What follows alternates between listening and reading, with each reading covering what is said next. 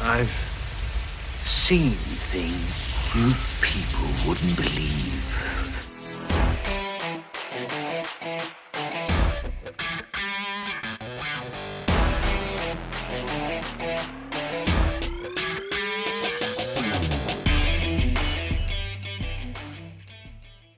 All right.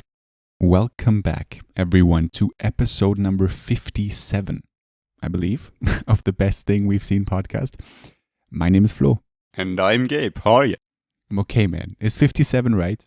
I think so, since the last episode was our special. Yes. The one before that was the 1 year anniversary. It has to be 57, yeah. Right. Which you edited while we worked.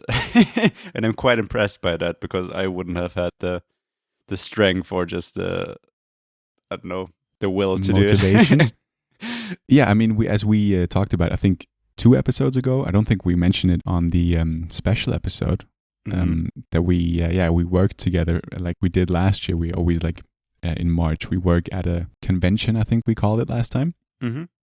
And yeah, I mean, we tried to, or we did, we recorded the special beforehand in order to not be stressed during the convention, but I didn't find time to edit it in time, so I had to edit it in the breaks I found during our work together, which it was fun because I was working with Steven a lot, and he was sort of sitting next to me and sort of giving me input, which was helpful, and it was sort of, I think the whole thing was it was a nice experience. Again, I always like working there. It's always a nice. I mean, it was obviously weird this year being during COVID and stuff, but yeah, I enjoyed it again.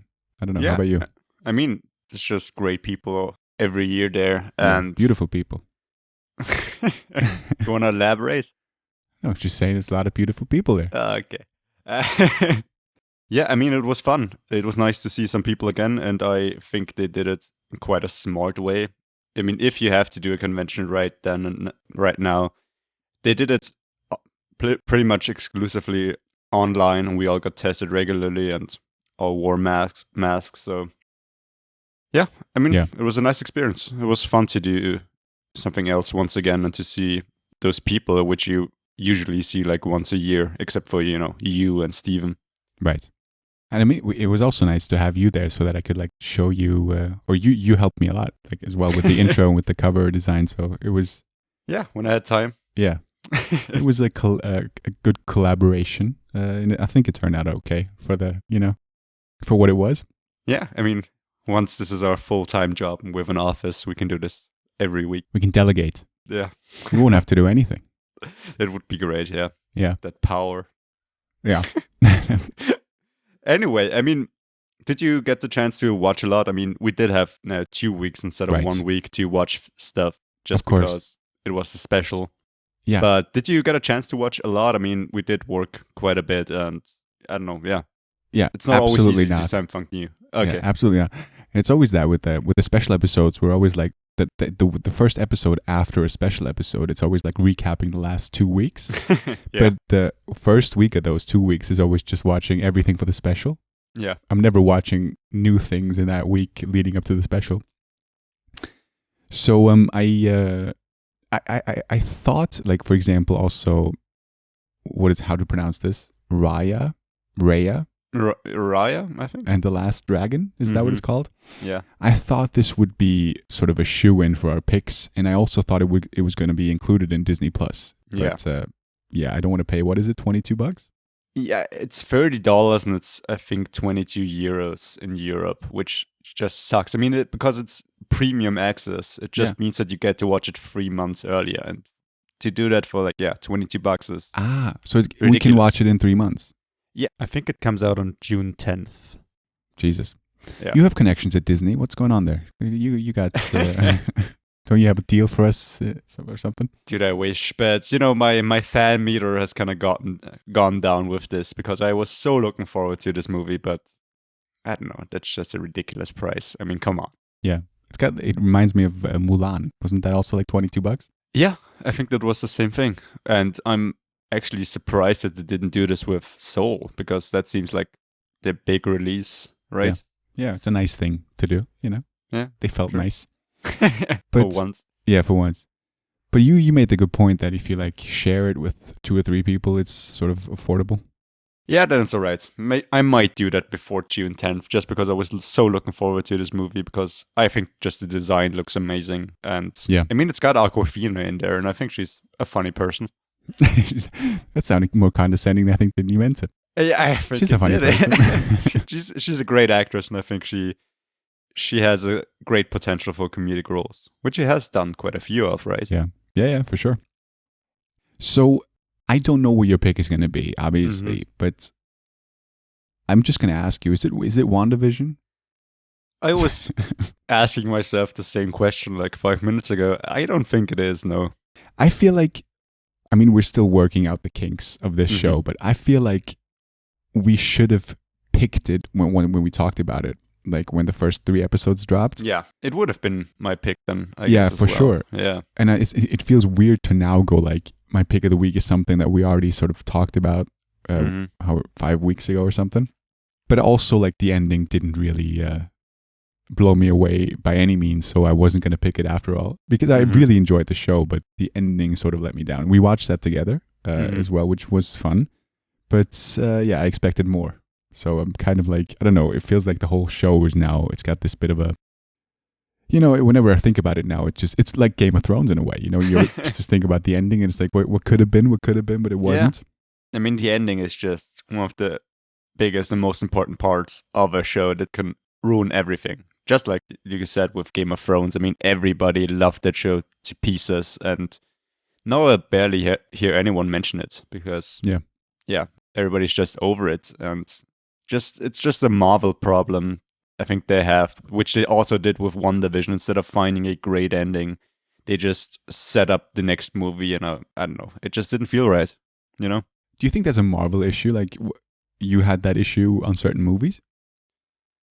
Well, I think in some of the movies, they found a better way to concluding the story, and then just hinted at what's going to be the next adventure. But I think there were just so many things left open that the show just didn't feel finished, you know? The whole Vision thing, which I'm not going to go into, but... Yeah. Yeah. Are you excited for Falcon and the Winter Soldier? Not anymore. Really? You? I was never that excited about this one because it just feels like more... I don't know, it feels like more action rather than like something original like WandaVision. Mm-hmm. But I'm still looking forward to it, yeah. Yeah. I mean, we're still going to watch it, let's be real. No, for sure. I'm just interested in seeing like the first couple of episodes to sort of get a feel for it. I don't really know what to expect other than constant action, which would be kind of a letdown, but I don't know. Yeah. I wonder if they're going to pick like a really good villain, or it's just going to be like a side character, and then they're going to end it with that guy was only like the henchman, and now it's the bigger villain. You can see in, I don't know. Well, it's what movie's coming out. It's Zemo again, isn't it? What's Zemo? That's what's a good Marvel fanboy right there. No, it's Daniel Brühl's character. From, right. Civil War. Right. He was a villain. I completely forgot about that. He was the villain. What are you talking about, Gabe? Come on now. He was the one who 4 or 5 years ago we watched it in cinemas, and I haven't seen it since. So right. No, he was the guy who sort of sabotaged the whole the Avengers to sort of fight amongst each other. You know what I mean? Right. I mean, I just remember like 2 or 3 scenes from that movie. There's the tunnel scene with Black Panther, which I think is his first like action scene in Berlin. Yeah.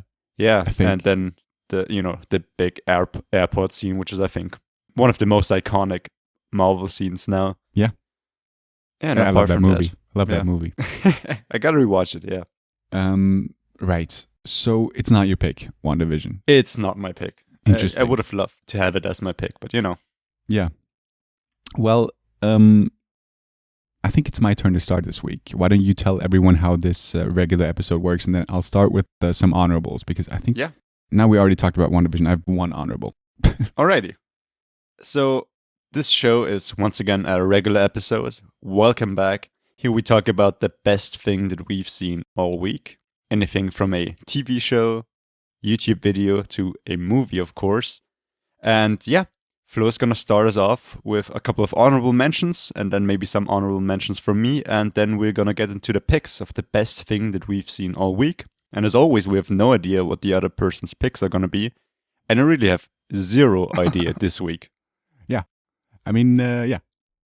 As I said, I expected us to pick Raya. Mm-hmm. But no.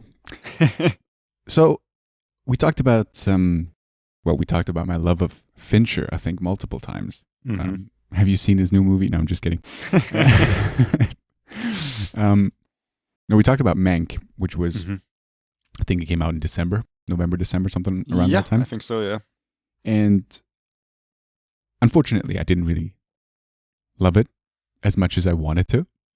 But recently, I found that there was a behind-the-scenes video on I think it's Netflix Film, the YouTube channel. Mm-hmm. And it's a 30-minute behind-the-scenes video. And it's, it's fantastic. It's really, really good.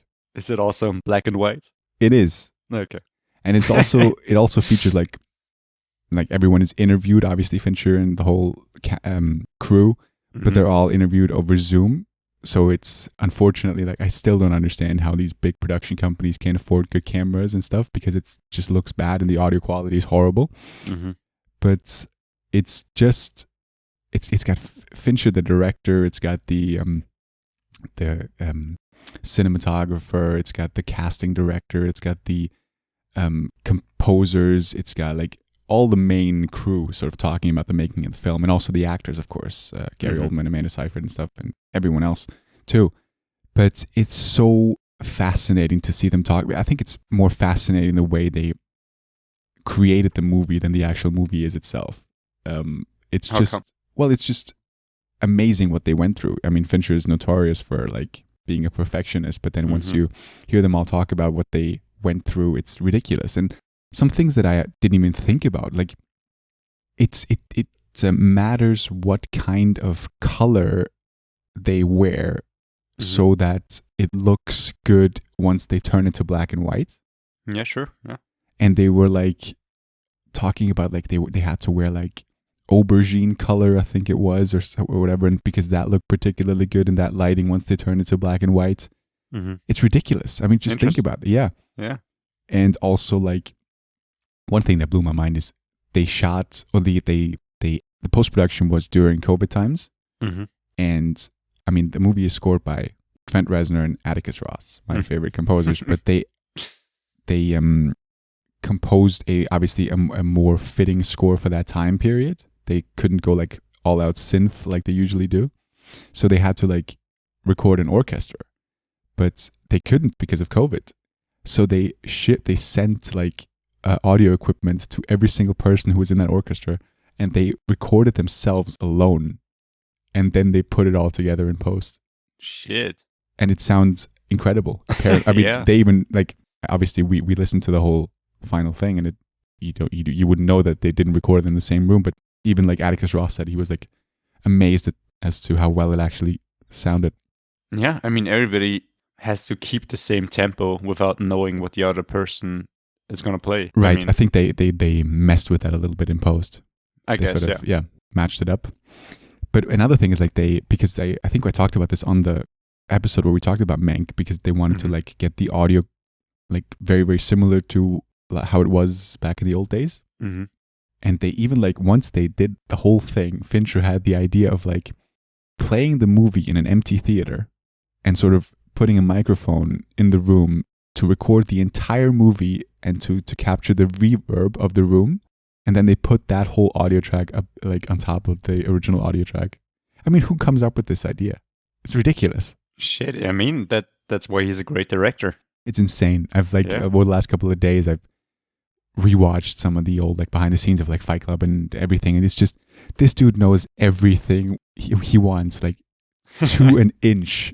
It's insane how his brain works. And I think it's difficult to work with, not difficult, but sort of a challenge, because he does demand so many takes and he's such a perfectionist, but it's always worth it in my humble opinion, you know? And I think it's called, I'll link it in the description, but it's fascinating if you're into filmmaking. I think Netflix Film Club uploaded it on YouTube. It's called The Magic of the Movies, behind the scenes of David Fincher's Mank. It's really fascinating. I mean, talking about Mank, the Golden Globes were 2 weeks ago, I think, and Mank, I think, had the most nominations going in. Yeah. Like 10. Did they win anything except for maybe music? I don't know. I think they walked out pretty barehanded, right? It was nominated for 6 Golden Globes. Oh, 6, I'm sorry. And no, I didn't know. I'm just looking up now. And it didn't win anything. No, you're right. Crazy. It's supposed to be nominated for a lot of Academy Awards as well. That's sort of the predictions, but that doesn't really mean anything. I think, maybe what was also nominated for a lot of things was Trial of the Chicago 7. They were nominated for... They won Best Screenplay, which, okay, sure. Sorking, I guess. They can't give it to anyone else. But it was nominated for 1, 2, 3, 4... Yeah, 5 in general. Yeah. Which I don't really agree, but all right. Well, yeah. I mean, it's yeah. We haven't seen so many of the award contenders, like because they're not available to us yet. But I don't. You know how I feel about Trial of the Chicago 7. I liked it, but yeah, could have been better. Yeah, I just saw a couple of polls on YouTube and stuff where people could vote what should win this and this category, and the overwhelming majority voted for Trial of the Chicago 7. And pretty much all of the comments were, I didn't see any of these movies, or I just saw Chicago. So yeah. That's my honorable. All right. Do you have an honorable too? Yeah, a bit of an honorable, which I just want to mention because it's somebody I already talked about. Okay. Which is also why I don't want him to be my pick, which is another MattColbo video. It's called The Funniest Joke You'll Hear Today About Einstein's Theory of Special Relativity. And it's a 4-minute joke with one hell of a punchline.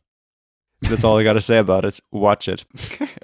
Right. Is that like worthy of putting on the cover?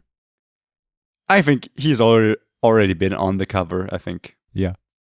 We don't have to. It's not that exciting of a cover either. It's just him sitting on a shore telling the joke. Yeah, I'm looking at it now. I mean, we'll see where we have to. Like, we always have to find 4 things to put on the cover, so we'll see. Yeah, maybe. You don't want to get into it more, right? You don't want to spoil anything? Yeah, I mean, it's just him talking about Einstein and his theory of relativity and how it works with a couple of jokes in there, and then he just brings out one hell of a punchline towards the end. I mean, that's these kind of videos he's done before. He's done like the best joke you'll hear today. It's just 3-4 minutes of him rambling. Yeah. And then finally getting to the point, which is sounds great. Pretty much always a similar joke, but it always works. Yeah. So yeah, that's my honorable. I'm so interested in what your pick is going to be as well. Yeah. I mean, should I just go first? Obviously, that's please. the way. Yeah, we should do it like that. It's going to be interesting to see if you watched this movie. Have you watched a lot this week or the last 2 weeks? Not at all. So you got one thing. What I have watched or started watching is Atlanta, the show. Yes, which is I thought you might. Fucking amazing. Jesus Christ. But it's not new by any stretch. I mean, the first season came out in 2016, so couldn't really let that count. Have you watched, and this might be your pick, but I'm just going to ask you anyway. Have you watched this phenomenon on Netflix, Behind Her Eyes? I haven't. Is it such a phenomenon? Dude, if you... I haven't watched it because it's of no interest to me. But it's like one of the most popular things on Netflix now. Okay. And if you watch the trailer, every single comment is like, my God, the ending. Like it's supposed to be so great. But I just have no interest in this it looks quite generic. It really does, but it's one of those unexpected sort of phenomenons now. Phenomenons? Yeah. Yeah. I mean, I think sort of the public, the how do I say this? Like, I think a lot of people who just watch everything that's on Netflix, if that makes sense, they love this. This is one of those things that sort of, everyone raves about. Maybe you want to check it out. I don't know. I don't really feel that. At the ending, sort of, I almost wanted to sort of just like look up what the ending is because there's like already like I already got recommended some explanation videos like this is what the ending meant or whatever. The ending explained. So you know that's interesting, but I don't want to sit through 5 hours of television. Yeah, I mean, you might have just given me my next week's pick, but yeah, it's a lot to watch. It's just for one ending that might be all right. Yeah, I mean, it's supposed to be pretty good. I don't know. All right. Okay, We'll so this see. is now your pick. Okay. Yeah. Interesting, yeah. My pick of the week is... let's see. My pick of the week is Moxie. Ooh, okay. Is that your pick? No, I didn't watch it. I didn't look that interesting to me, to be honest. I struggled this week, Yeah. but I saw that Amy Poehler, this movie is directed by Amy Poehler, who I like. I wouldn't say I'm a huge fan, but I like her. I think she's very, very funny. Yeah, sure. And so I genuinely just like started watching it.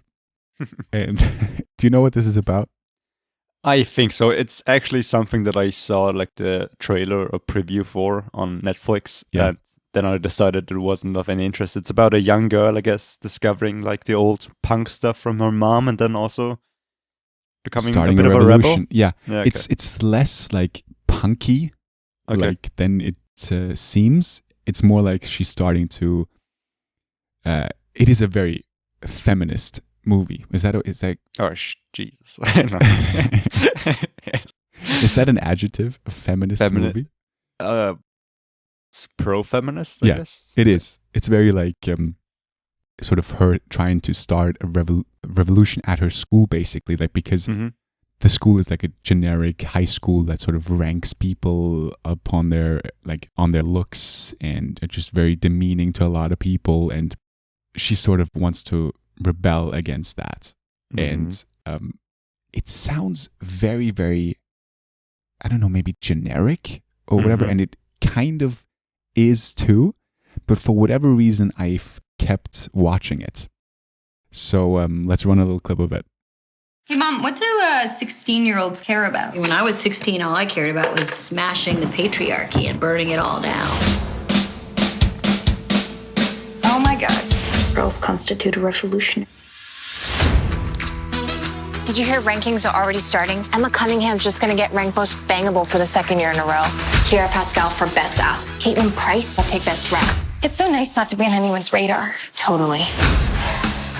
You miss me? Seriously? We good. Stop. Can I help you?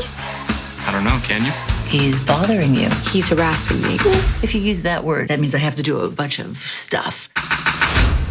You know that your school is weird, right? Ignore Mitchell. If you keep your head down, we'll move on and bother somebody else. I'm gonna keep my head up. High.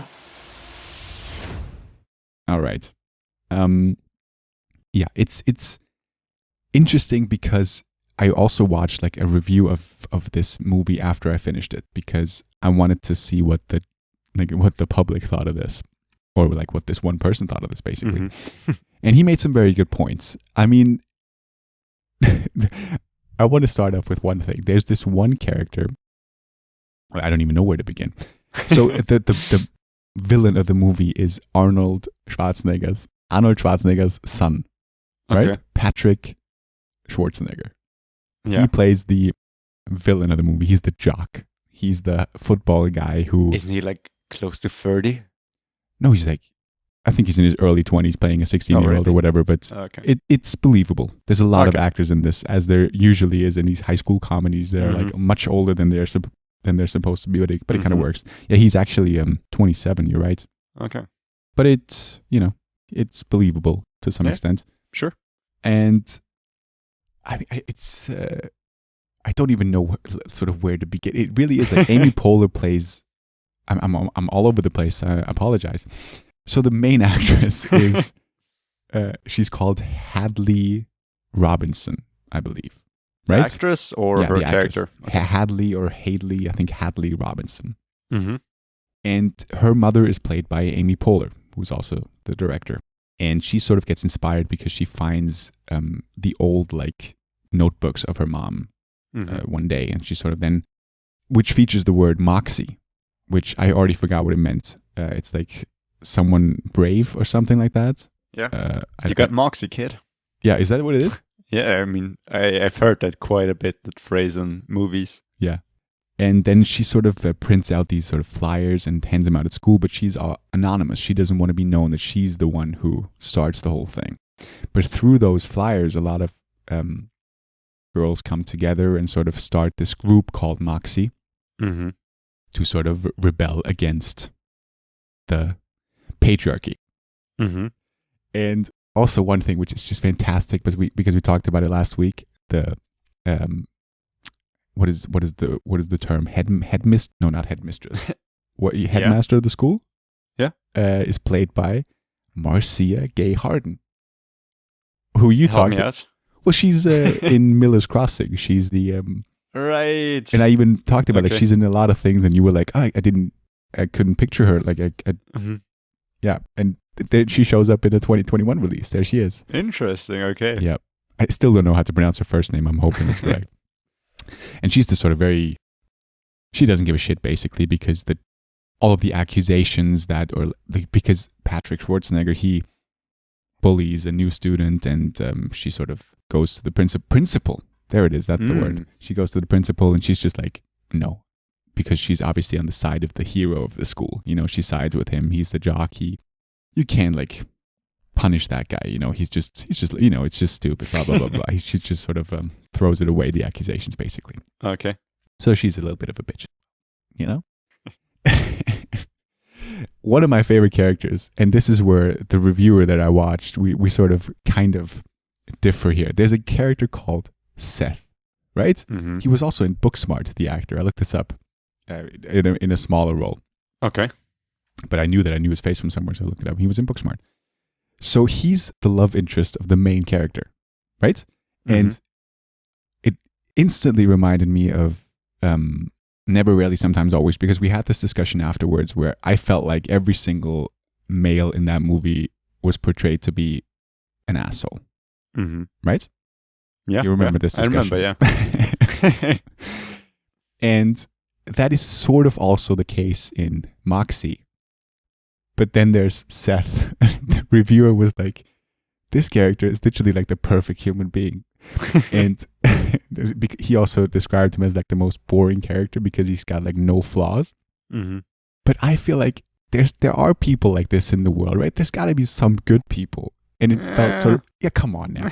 It was refreshing to see someone who genuinely was a good dude. You know, he wasn't like, it was like pushing it because he's like this super supportive guy. And of course he supports the Moxie movement as well. And there's this fantastic scene where the Moxie group were sort of like, they in a flyer, they printed like, tomorrow when you come to school, everyone like write like stars or something on your hand as a form of protest or whatever, as a form of coming together, whatever.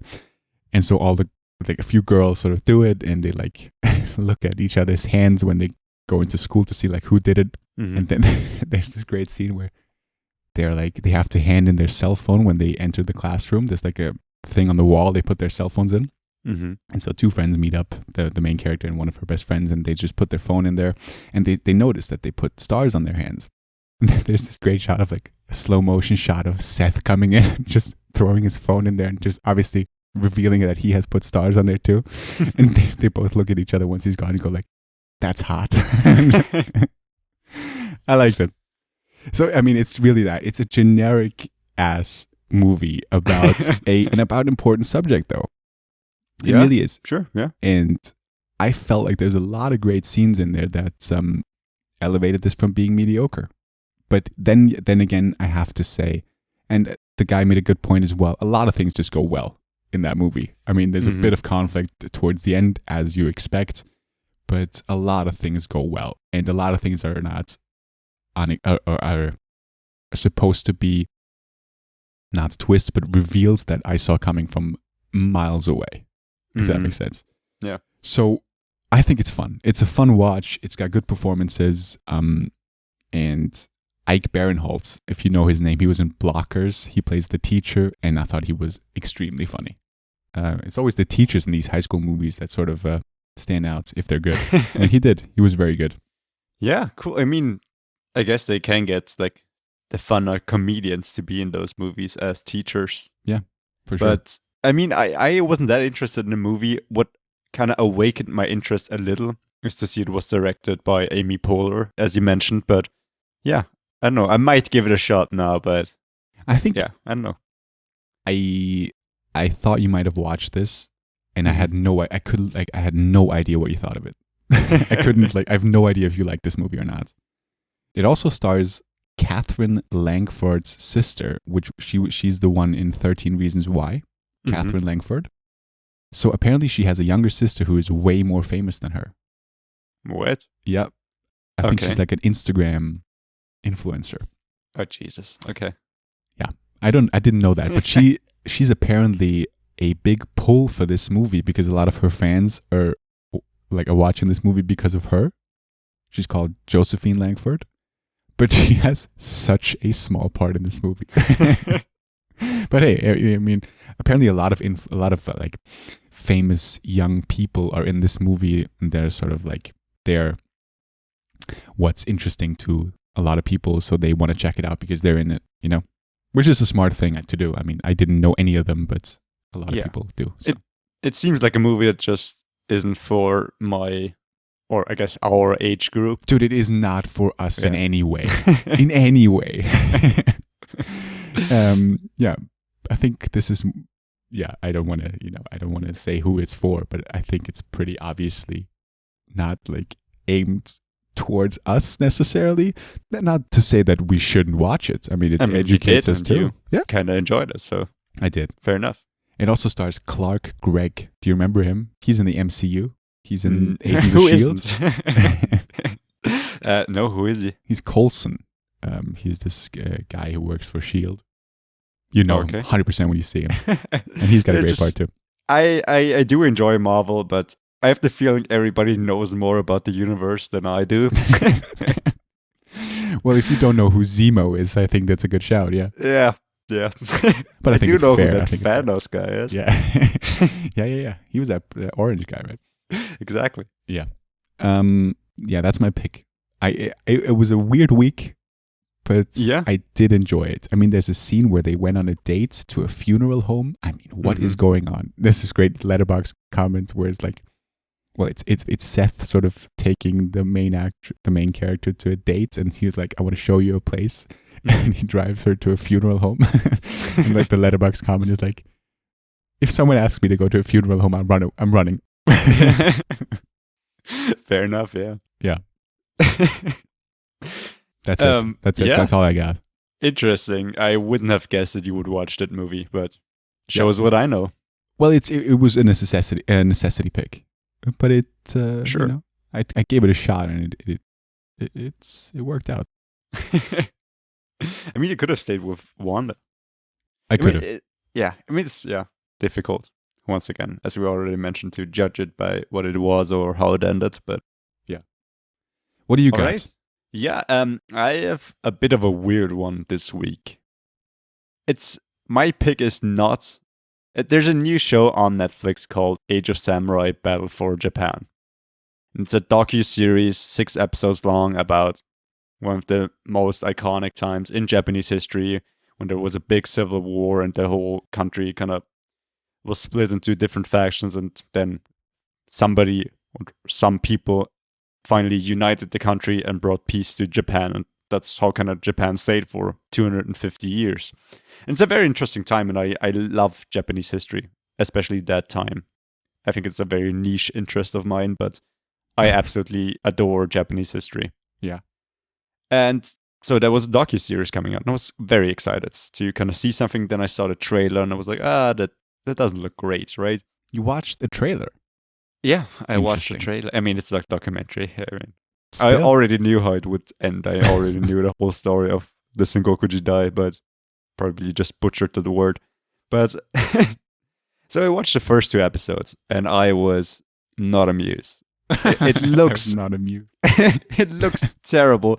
The acting is terrible. There are a lot of people. There's so many historical inaccuracies, and they're just these talking heads, as they're called, like experts talking. It's just them being interviewed or talking over the footage, right? Right. And they do it so excessively, and it feels like everybody like says a sentence and then they switch the historian. They have like 20 experts. I think they could have done with like 2 to 5, but okay. And every fucking battle that they do, every like reenaction of a historical battle is in a fucking forest. I think it's every time it's the same fucking forest. I think they just didn't have the budget to do anything. At least that's what it looked like. Is this an American production? Or is this is this subtitled? Well, it is an American production as far as I'm aware, or at least somewhere from an English-speaking country. But the reenactments are with original Japanese actors who speak in Japanese with subtitles. But Okay. those scenes are far in between. And yeah, all those fucking scenes looks like it's filmed in the same forest, and they're like, "Ooh, there was this huge battle," and then they show like 15 people walking and then shooting and then screaming, and yeah, all right. Right. And I didn't enjoy it at all. But what I do enjoy immensely, and it's like Blood of Zeus, right? Sorry, but Jesus Christ, yeah. Is this your pick? Already. No, you're getting to it, right? I'm sorry. That show is not my pick. Okay. My pick is the YouTube channel, The Shogunate, which is a channel that I've been following for a while now. And the guy who owns the channel does a very in-depth look about that period in Japanese history. He's like 45 videos on there. He isn't even finished with the period.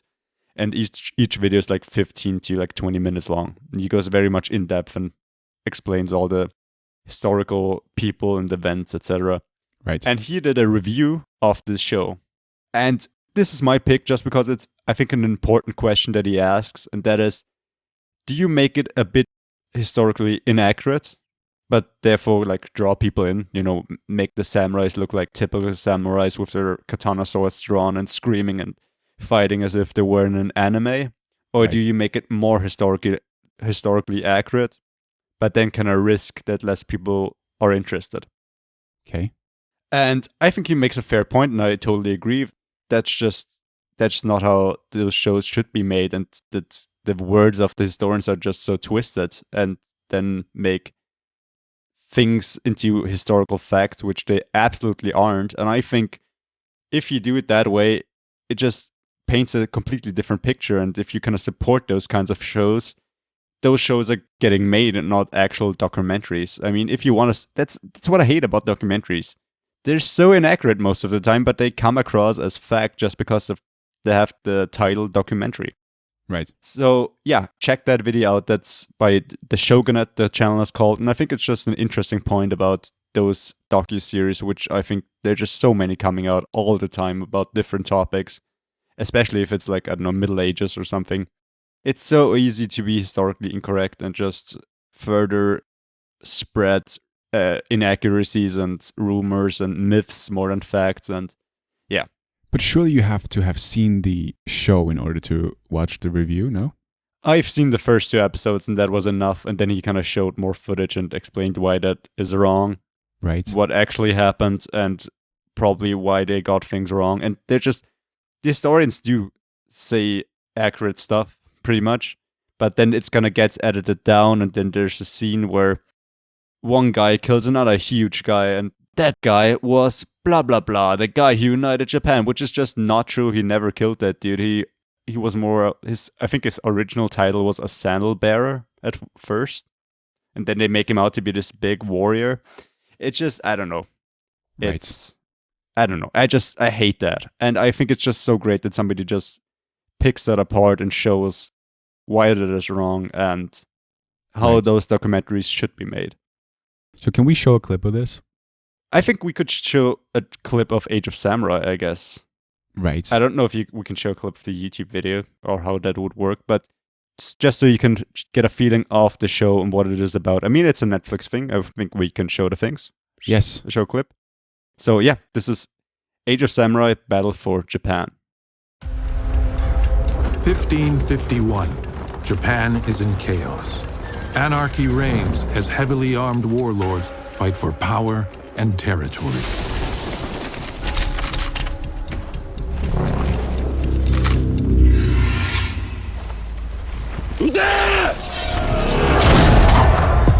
In the Sengoku period, there were no more rules. This was all-out battle for control of Japan.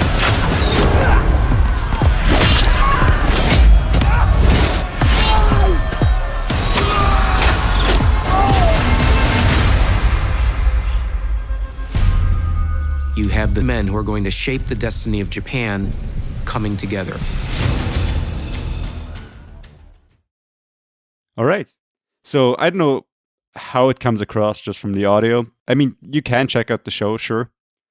Maybe make up your own mind, but You're I allowed think to. You're allowed to, yeah. Yeah. You have my permission. Thank you. But yeah, I think it's just too bad. I think this could have been something great. Yeah, I think that's the first ever trailer we showed of something that wasn't great, right?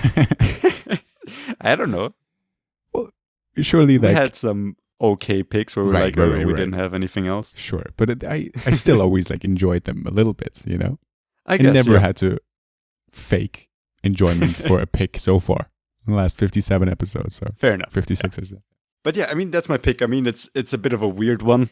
Yeah. I guess it would have been easier to pick WandaVision, but I think just that video stayed more with me than WandaVision did. Fair. Yep. Fair. I mean, yeah, I haven't seen it. I have not seen this, to your alright. surprise. Yeah, I mean, I don't know. Is that it? Do we have anything else? I think that's pretty much it. Yeah. From me. I mean, do you have anything to add to the special we did last week? Are you happy with the... Have you listened back to it? I just clicked into it and listened to Just your bits to parts? it. Yeah. The best part. Yeah. And I think what we forgot to talk about, because you talked about cinematography on Mank, we forgot to mention Roger Deakins, I think. We did. Who- We talked about the video, the shot reverse shot. But yeah. And I would have loved to mention him, and I actually plan to do so, because we talked about him quite a bit now, just Yes. because of his work with Denis Villeneuve. And I think 1917, I mentioned him on our Best of the Year special. And he does most of the cinematography for the Coen brothers, and that's where he got like 90% of his nominations from. And they just look amazing, those films, just Yeah. because of him. We should have mentioned that. Yeah, you're right. Apart from that, I think the special went well. I think I loved the intro, which you cut together during. Yeah, that was The a convention. collaborative process. Yeah, Yeah. No, it was. It was fun. Yeah, it was fun. Yeah. It was. I think it turned out well, and I think Yeah. our favorite was like because obviously Steve, you and I sat next to each other, and we like Mhm. the Osborne Cox thing was just perfect. Yeah. Yeah. About the security of your shit, because you actually we already included that, and you had the idea to put it in, like you didn't know that we already put it in, so Mhm. it had to go in there, you know. Yeah, it's just a classic. Beautiful I mean, moment. Yeah. Yeah. All right. I mean, do you have any additions to the list? Anything you would change? I don't know. I feel like Big Lebowski could have been higher, but then again, I don't know if I would put it over my 2 and 1. You know what I mean? Fair enough. Yeah. I'm happy with it. I'm happy with it. Yeah. No, I got nothing, man. I think it's fine. We'll have a bit of a shorter episode this week. I mean, we're going for 42-ish minutes now, so we should be Oh, fine. really? Yeah. Christ. Okay. Christ. Have you checked out Saint Maud yet? No. Okay, that's fine. You would love that movie, though. You I would know. love that movie. Right. I mean, that's it for Okay. me. We'll be back. Is there anything big coming up next week? Do you know? Big releases well, this week? Falcon and Winter Soldier. But apart from that, I am not sure. When's that coming out, though? That's like on Friday. Next On the- Friday. I think so. So Or we it's probably like won't talk the about it 19th. next week. You know what I mean? Probably. I mean, maybe. Yeah. Maybe we can do it like we did it with WandaVision, or we Yeah. can just take it as our pick and Sure. then talk We'll about see. it. I We'll don't see. know. Well, you It's have so to tune hard, in to yeah. find out. Those are the difficulties of running a podcast, Yeah. you know? Absolutely. Well, that's it. Thanks for listening. Yeah. And hopefully you enjoyed it and have a good week. Hopefully you'll be back again next week with another interesting decision of what pick we're going to actually pick. What pick we're going to pick. That's it for me. Yeah, thank you so much for listening. And as always, you can check us out on any podcast platforms, be it Spotify, YouTube, Google Podcasts, etc. You can also check us out at Best Thing Radio on Instagram and Twitter. There you can also see the cover art that Flo designs every week, as well as on YouTube. Also check out our special and the cover art we did for that, and especially the intro, and of course the pics. Everything about it, you know? Yeah. And yeah, thank you so much for listening. Consider dropping a like, a subscribe. It means the world to us. And yeah, thank you so much for dropping by. and see you next week. Bye-bye. Bye-bye.